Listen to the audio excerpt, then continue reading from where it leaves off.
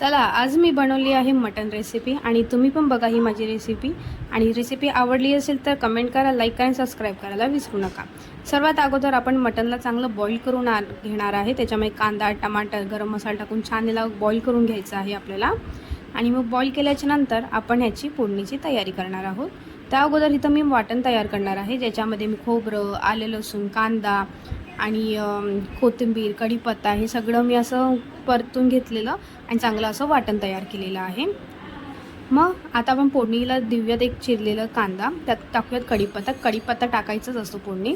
हे आहे लाल तिखट, हे आमचा घरगुती मसाला आहे। हा आहे मटन प्रीमिक्स मसाला, गरम मसाला, धना पावडर, हळद, मीठ हे सगळे मी सुके मसाल्यात वापरलेले होते।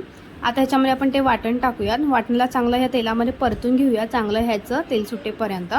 आणि मग आपण हे चांगलं परतून झाल्यानंतर आपण ह्याच्यामध्ये सगळे सुके मसाले टाकणार आहोत। तर तुम्ही पहा, मी असे सुके मसाले ह्याच्यामध्ये टाकून घेतलेला आहे आणि ह्याला चांगलं परतून घेणार आहे। तर मंडळी, तुम्हाला मटण आवडतं का मला नक्की कमेंटमध्ये सांगा। आणि माझी रेसिपी तुम्हाला आवडली का? मी खूपच घाईमध्ये आज बनवलं होतं, माझ्याकडे खूप कमी वेळ होता आणि कॅमेरा आज पकडण्यासाठी पण कोणी नव्हतं, मी एकटीने शूट केलेलं आहे। तसं मी रोजच एकटी शूट करते।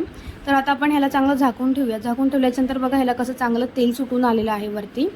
तर बघा किती छान आपला जो मसाला आहे तो शिजलेला आहे। तर आता आपण ह्याच्यामध्ये टाकणार आहोत ते बॉईल केलेलं मटण।